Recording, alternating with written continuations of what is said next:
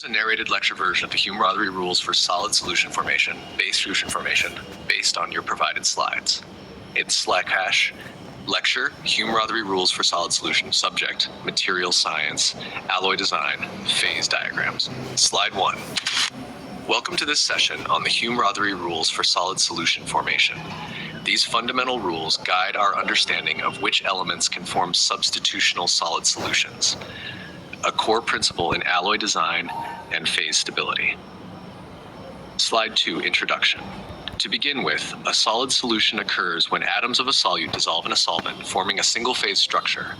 Classic examples include Hume and Ag-Au alloy systems, but how do we predict if two elements will mix in the solid state? This is where the Hume-Rothery rules come in.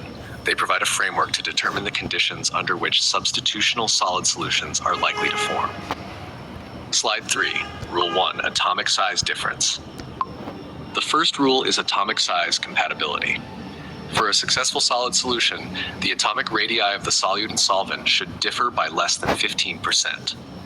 Beyond that, lattice distortion becomes significant, impeding solubility. Mathematically, this is calculated as percent difference equals R solute minus R solvent 100. For example, Cu 128 ppm and Ni 125 ppm have only a 2.3% size difference, well within the limit, which explains their excellent solubility. Slide 4, Rule 2, Crystal Structure. The second rule states that the solute and solvent must share the same crystal structure. Why? Because different structures, like FCC versus BCC, have incompatible packing and symmetry, leading to strain and phase separation. A good pair is Cu and Ni, both FCC. In contrast, Cu, FCC, and Cr, BCC, don't mix well. Slide 5, Rule 3, Electronegativity. Third, electronegativity differences matter. If two elements have very different tendencies to attract electrons, they're more likely to form intermetallic compounds or even ionic compounds, rather than a homogeneous solid solution. For instance, Cu 1.9 and Ni 1.8 have a small difference, good for solution formation, but Cu and O differ greatly, leading to oxide formation instead. Slide 6, Rule 4, Valency. Finally, valency affects solubility. Elements with the same or compatible valencies are more soluble in each other. Interestingly, metals with higher valency tend to accept lower valency solutes more readily than the reverse. For example, Zn-quercmise doesn't dissolve well in Cu-Mi, but Cu-Mi dissolves in Zn-quercmise more effectively. Slide 7. Summary of rules. To summarize, 4 key conditions for forming substitutional solid solutions are: 1. Atomic size difference 15%. 2. Same crystal structure. 3. Similar electronegativity, same or compatible valency. Slide 8. Applications. These rules aren't just academic. They directly apply in alloy design. Ni and Al-Mg are textbook binary alloys. Solid solution strengthening uses these rules to engineer stronger materials. Engineers use these rules to select suitable alloying elements for both structural and functional materials.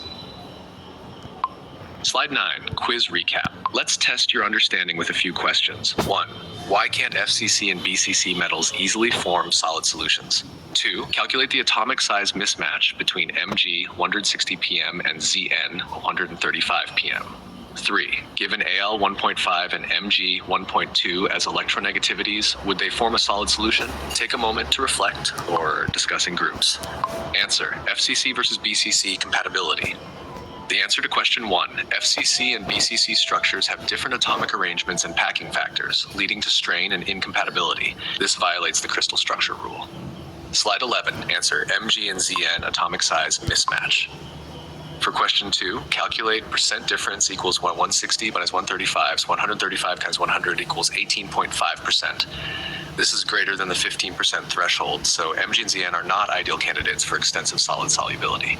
Slide 12, answer: Al and Mg electronegativity. And finally, Al 1.5 and Mg 1.2 have a difference of only 0.3, which is within the acceptable range. So yes, based on electronegativity, they can likely form a solid solution.